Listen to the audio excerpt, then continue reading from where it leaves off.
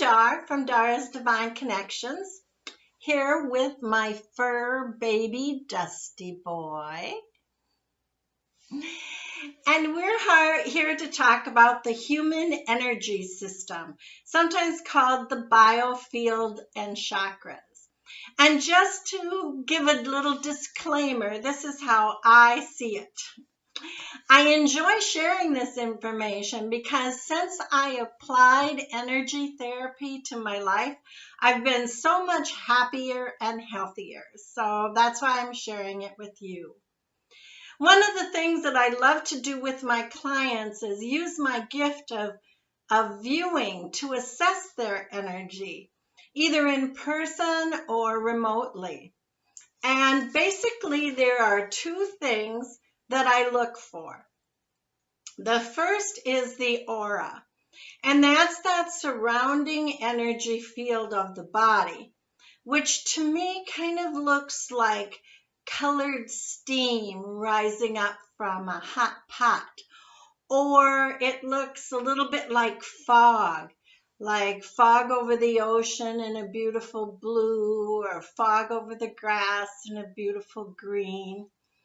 And the second thing that I like to assess are the 7 main chakras.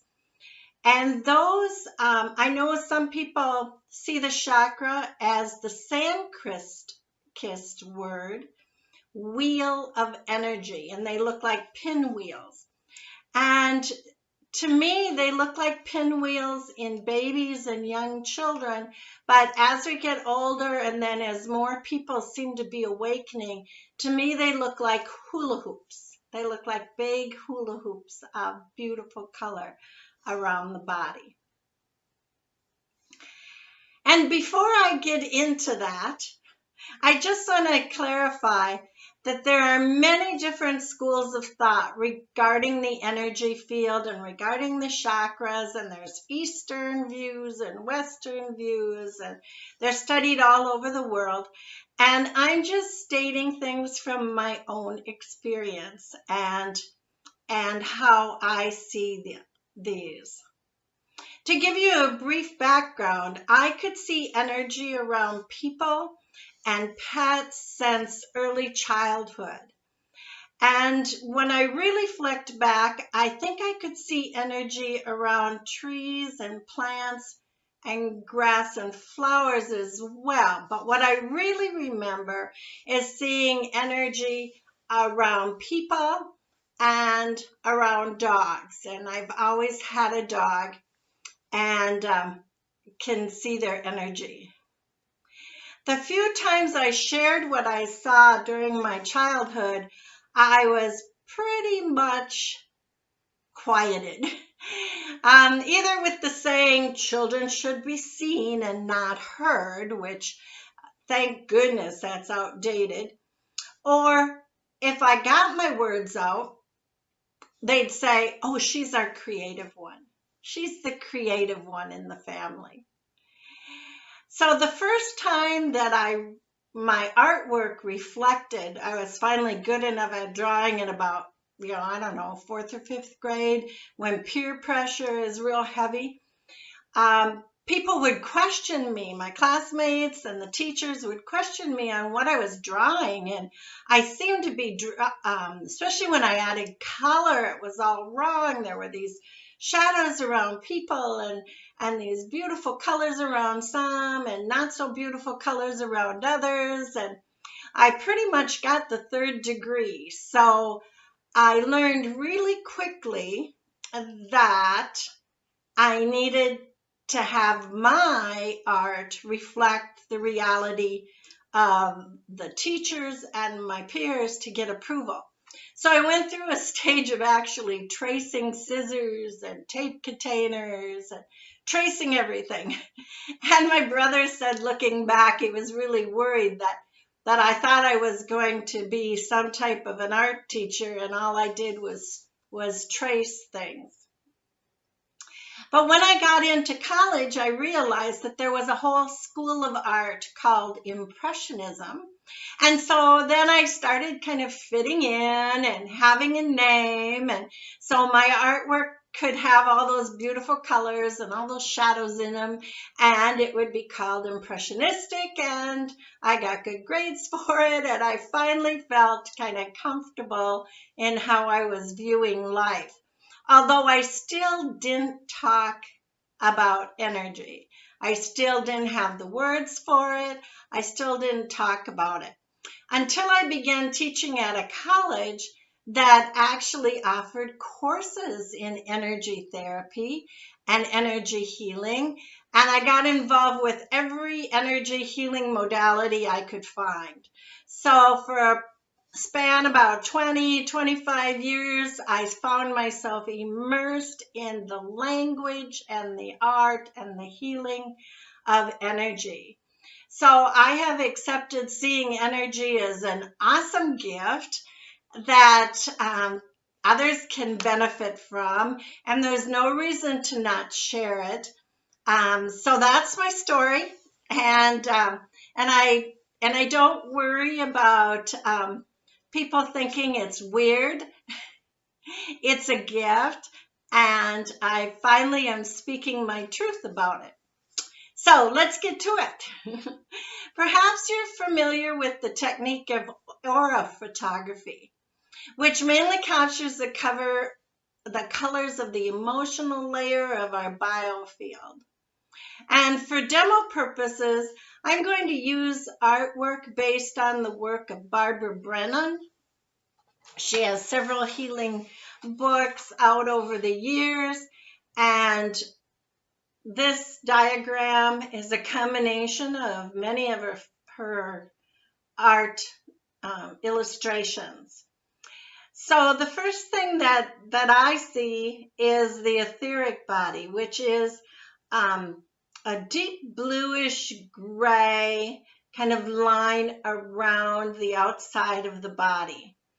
And when it's healthy and balanced, it's, I don't know, a couple inches thick.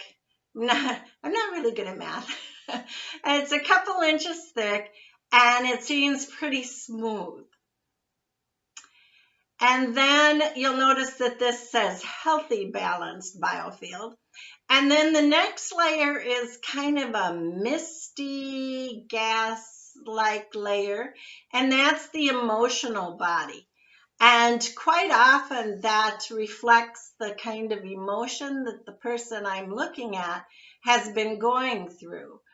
And it can be very, very colorful and beautiful and have like 7 different colors or more in it when it's healthy. Then the third layer is the mental body, and again, it's more of a solid looking, smoother body. And again, that can reflect kind of how a person's thinking or feeling. And then the astral body is another gas-like. So you'll notice a pattern. It's smooth, and then it's kind of free-flowing, and then it's smooth and defined, and then it's free-flowing in the astral body. And then the etheric template level is a very interesting, it's almost like a mirror of the first etheric body and the physical body. So that's a great place for energy therapists to kind of untangle threads and do a lot of work in there. The next one is the celestial body, and then the etheric template body. And if you're familiar with putting a citrine globe of protection or a globe of protection, some people do a bubble of protection. That's usually what they're talking about, is just reinforcing that etheric template body.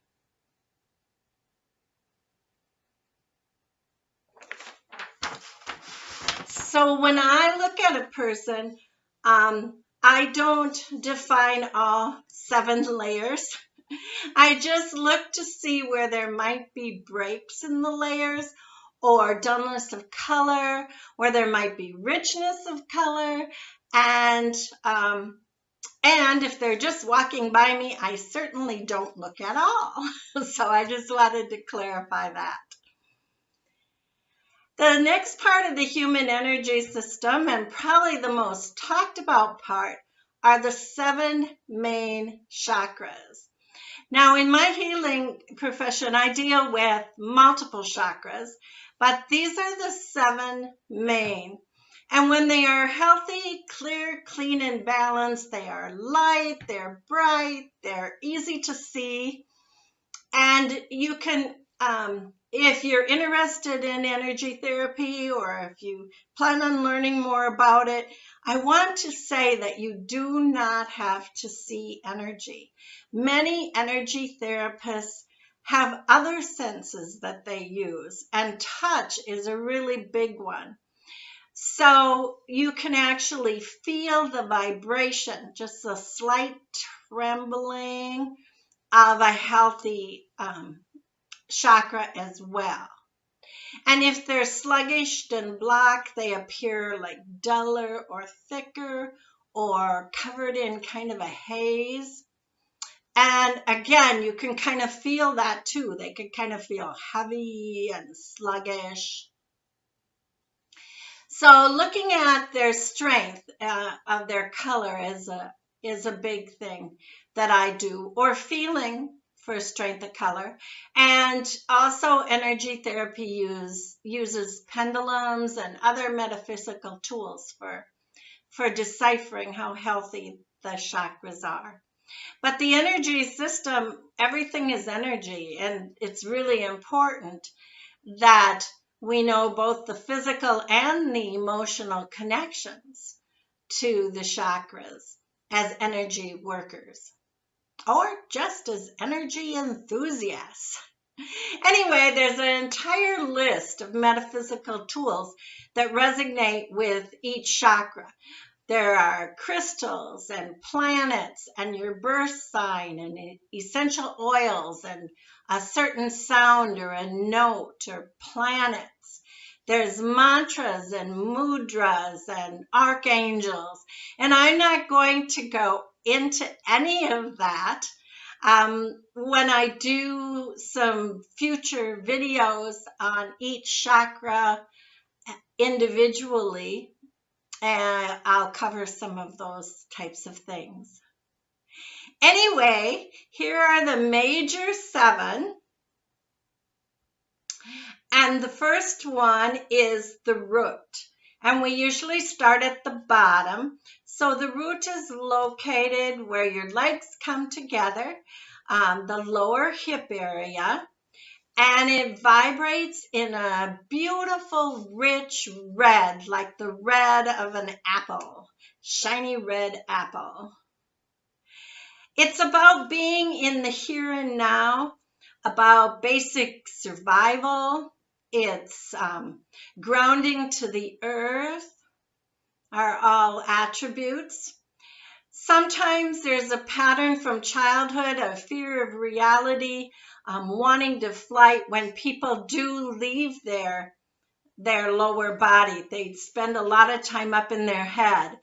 And so it's to counteract that, it's a good way to counteract that is to ground with the earth, being grateful for what you're doing right in the moment. So some physical problems that are associated with the chakra are problems with like feet, legs, colon, the rectal area, spinal, some bone concerns, immune system sometimes.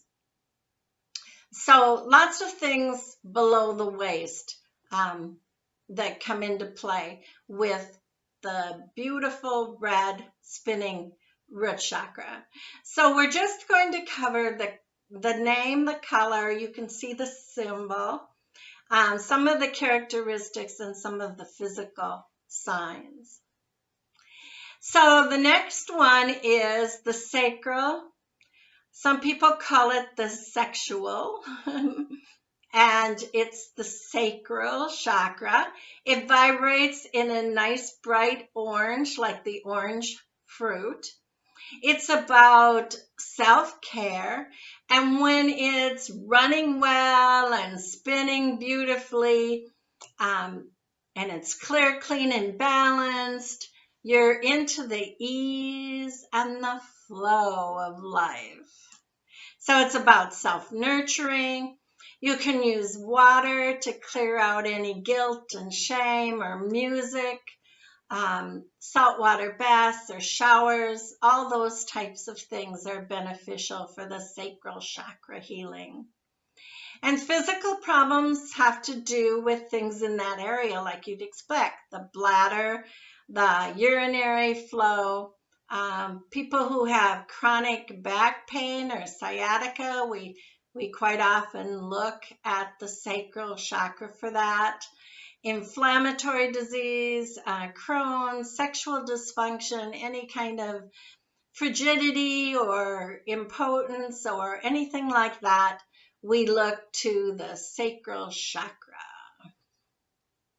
So number 3 is the solar plexus, and it vibrates at a brilliant yellow color, and it's located right here at the, I might not have talked so much about where the sacral was located. That's 2 fingers below your navel. All right, so back to sacral, 2 fingers below your navel, is like a navel orange, orange in color. All right, so now we're up to the solar plexus, which is located right where your ribs come together. Sometimes it's called the seat of the soul, S-E-E-D, or the seat of the soul, S-E-A-T, because it vibrates in a brilliant yellow, and it's all about standing in your power. It's about energy and vitality and connection with your soul self and who you really are. You know where and when to take action. It loves morning activities. So morning sun, facing the sun, if at all possible. A lot of us are sun lovers, with loving our face in the sun, but this is in the morning, the morning shower, if you sing in the morning or chant or any kind of movement, morning walks, those are all great for the spinning yellow solar plexus. The physical problems related to the solar plexus are things like digestion, ulcers, diabetes, pancreas trouble, liver trouble, hernias, gallstones, various problems with the spleen, that kind of thing. The next one is the heart. And that vibrates, that's located in this beautiful cavity, it's the central organ of our body. It vibrates in a rich, beautiful emerald green, the green of a forest, the green of nature. It's about unconditional love and opening up to receive love. And one of the best ways to treat the heart is actually to give and receive unconditional love from a pet. A pet of any kind. That's one of the best ways to work on the heart. And practicing gratitude, having like listing, or in the morning getting up and listing all the things that you're grateful for, having a grateful journal, or writing down in your calendar what you were grateful for at the end of the day or the beginning of the day, or a gratitude jar where you just take a post-it note when something good happens and you write it down and put it in the jar, and then on a special occasion take them out and remember all the things you're grateful for. And that's a great way to treat the heart. So physical problems are probably pretty much as expected: the lung issues, asthma, shortness of breath, immune deficiencies, shoulder, arm, hands, like carpal tunnel, the wrists, And then the obvious heart problems, heart attack, stroke, chronic heart failure, chest pains, that kind of thing. So the next one is the throat. Number 5 is the throat. That, and I think we know where that's located with. That resonates in a beautiful sky blue or ocean blue, sometimes called a baby blue. And it's about speaking your truth. And some of you might observe that I wear blue quite often when I do videos, and it's for a reason. So knowing what your truth is, expressing yourself through journaling, through writing, expressing yourself through song, music, dance, just plain expressing your truth and who you are is what the throat is all about. Some physical problems, again, are what you would expect: the sore throat, the swollen glands, any jaw, TMJ, tonsillitis, some of the swollen glands behind the ears. So any of those kinds of things, the mouth is covered in that as well. So those are all different chronic, not chronic, but those are all physical problems that can come with the throat. The next one is the third eye, right here between your other 2 eyes. It vibrates in a beautiful, deep, midnight sky blue, sometimes called indigo. And it's about listening to our inner voice and knowing what we really want and what we really need. So it's kind of like seeing between the lines. It's about connecting to the ability to shift and visualize a bigger picture. So not just seeing this small focus like with blinders on, but being able to look at the big picture of what's going on in life. So one thing to practice is seeing things from another person's perspective. Going through a conversation with a friend or even a spouse and thinking, okay, now if I were them, this is how I'd be feeling. This is what I would be thinking. All of that is a good exercise for improving the third eye. The physical problems are sinuses, headaches, poor eyesight, anything having to do with the eye, sinus congestion, and overall, and stroke, and overall things in that area. And the last one out of the 7 is the crown, and that's at the top of the head, just like wearing a crown. And it vibrates at a beautiful iridescence, kind of violet, amethyst, kind of a purple. So probably a little bit more, I don't know how true this video is for colors, but probably just a little bit more blue and violet in that particular symbol. It's about connecting to our higher power, having a spiritual belief, believing that the universe kind of has our back, to use a phrase from Bernstein. It can be blocked with fear or anger or resentment. A daily practice of some kind is good, like a meditation or listening to music, getting out in nature, any type of what you might call prayer work or gratitude work or yoga or slowing down or thinking of your breath, any of those kinds of things. So the physical manifestations are dementia, Alzheimer's, amnesia, multiple sclerosis and dementia and Parkinson's and any of your mental illnesses.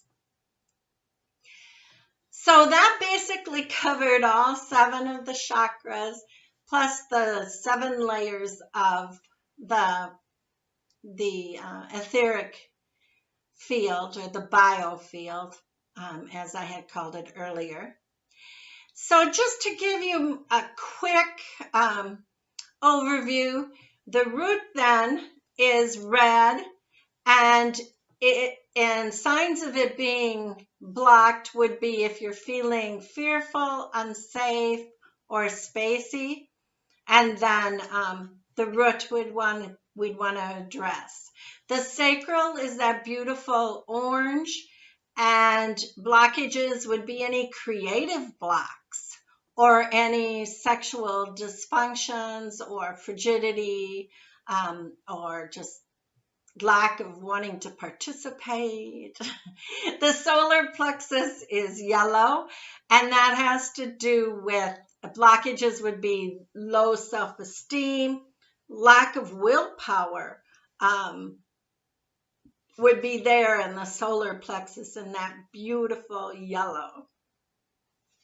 Heart, the beautiful green, the emerald green. If it's hard to give and receive love, it also can manifest in high blood pressure, that kind of thing. The throat is light blue, finding it hard to express yourself or feeling disconnected, not being able to communicate thoroughly. And that was that beautiful light blue. The third eye was the indigo, or deep, deep blue of a midnight sky. And that would be poor intuitive reasoning, like you just can't see where this is going. And also it has to do with having a hard time seeing the big picture. Just looking with blinders would be a sign that there's some blockage, or we call it compromised in the energy therapy field. It could be compromised. The last one then was the crown, a beautiful amethyst purple. If a person has difficulty relaxing or sleeping or calming the mind, then quite often it's the crown that's involved. So I hope that you enjoyed this video. I was going to call it this overview, but it got a little detailed in it. So anyway, if this mind, body, and health connection fascinates you at all, I'd like to invite you to watch for an upcoming masterclass where I can cover much more. And the class is called Listen to Your Body and Heal. So just make a mental note to watch for that if you're at all interested in diving deeper into this biofield and chakra territory. Otherwise, until then, I'll see you on my free Friday Facebook card draws every Friday at noon Central. And until next time, say bye-bye, Dusty Boy. Blessings your way.